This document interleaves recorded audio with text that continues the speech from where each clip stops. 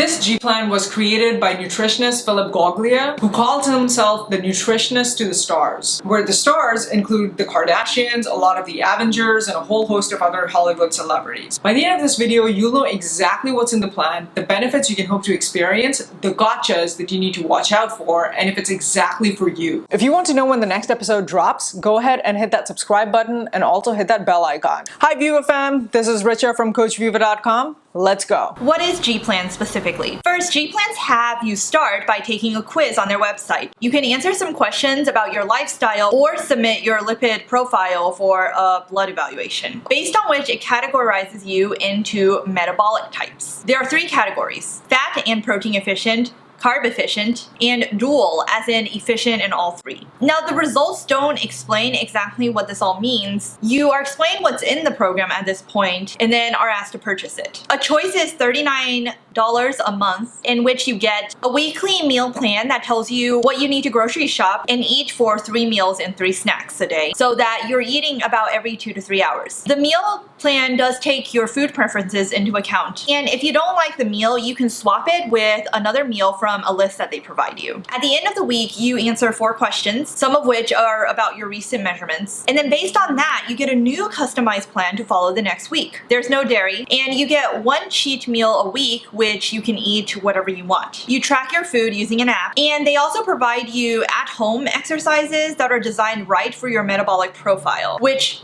we're not sure what exactly that means, and they don't really elaborate on it. You also get weekly videos and tips from Goglia and his team, and his Turn Up the Heat book. You also get the Meta Nutrition package, which includes lists of foods and information on what to eat more of, less of, and what foods can be swapped with each other. You can also do a one-time annual payment, which is $160, or their special rate, which includes everything in the $39 a month plan and unlimited access to your programs, recipes, video, and their app for 1 year. The website promises to help you lose about 1.5% body fat per week, and they have a 30-day money-back guarantee. Pro number 1. Since you're eating every 2 to 3 hours, a lot of people have said that they don't feel hungry on this plan. And some have even claimed that they don't get cravings. The recipes that they give you in your weekly meal plan are said to be delicious, so this probably helps with curbing some of your cravings. The second great thing is that they give you the option to swap meals. Being able to swap meals that you don't like for one that you might prefer better is a really big win. This is especially helpful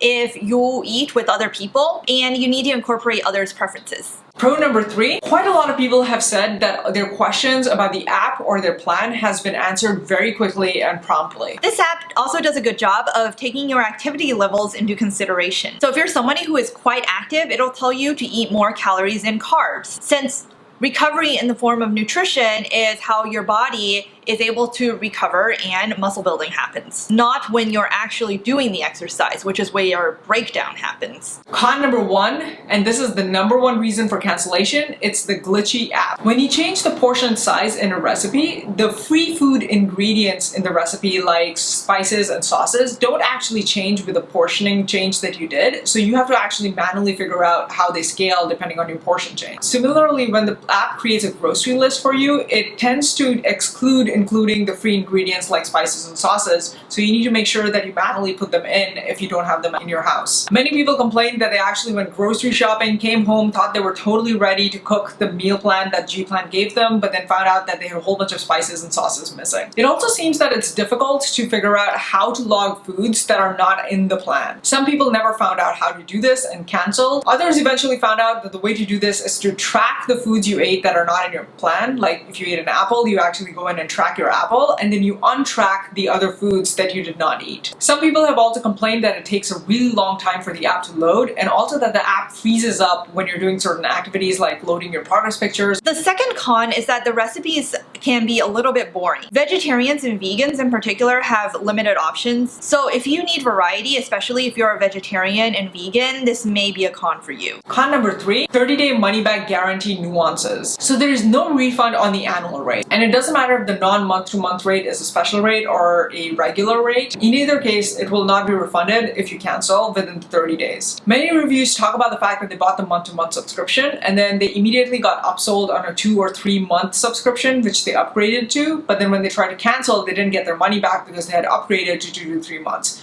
So this is something to watch out for if you intend to actually use the 30-day money-back guarantee period. On the bright side, every review that talked about canceling without having done one of those upgrades got their money back. So the app doesn't have a cancel button, but it does have a pause button. However, just keep in mind that pausing doesn't necessarily stop the monthly charges. So I didn't list using the Metabolic Type that the G-Plan says it uses to build your weekly menu plans as a pro or con, because unless you have a medical condition like polycystic ovary syndrome or you're pre-diabetic or some other kind of medical condition, I'm not actually sure how helpful your Metabolic Type is in helping you lose weight. And yes, people who don't have such conditions may have lost weight while being diagnosed as carb inefficient, but let me ask you, are you really carb inefficient, or are carbs the type of food that you can eat in large quantities calorie-wise? Pasta, bagels, donuts, anyone? So of course, if you cut down on your carbs dramatically, it's going to reduce the amount of calories you're eating, and therefore you will lose weight. I personally am not a fan of labeling people as this or that inefficient without your medical doctor telling you so. And no, Goglia is not a medical doctor. He has a PhD in nutritional science. He did not go to medical school. I've seen people internalize such diagnoses from a website quiz thinking that they are broken in some way, and that's a really limited way to live life when you don't know for sure. So during one of the times when I was trying to lose weight, I thought that I was carb inefficient. I thought that my body didn't process carbs very well, and so that was one of the reasons why I started doing a lot of low carb and eventually went into keto,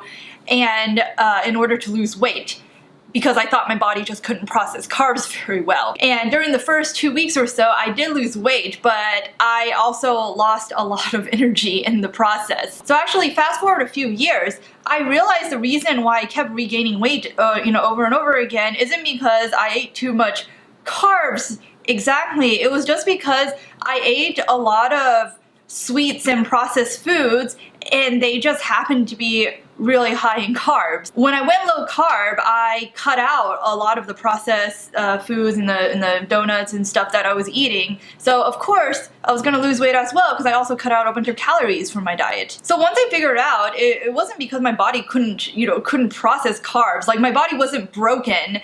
I realized I could still eat the cakes occasionally and in moderate portions. So when I took the G-Plan's assessment, once again, they diagnosed me as carb inefficient. And looking back through my answers, I realized that the reason why they diagnosed me as carb inefficient was because there was a question that asked if I had sugar cravings, and I said yes to that.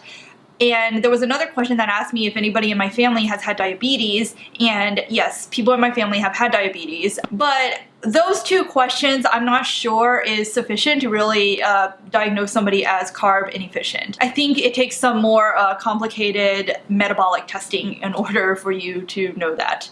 So who's this for? If you're someone who doesn't mind working around grocery lists, bugs, and occasional app locks, and can follow a meal plan week over week, nearly close to a T. This means one cheat meal a week, no dairy, only foods on the lists, etc. And doesn't want to deal with figuring out on your own what foods fit into your calorie and macro recommendations, then G-Plans might be good for you. So who is it not for? If you're someone who does better with incremental changes to your existing habits instead of completely replacing your existing lifestyle and plopping in a new one, then the G-Plan may not be for you. If you're vegetarian or vegan, then you may not find as many options in the G-Plan diet for you, and therefore it may not be for you. Hey there! If you want to know when the next episode drops, go ahead and hit that subscribe button and also hit that bell icon. Until then, keep crushing it.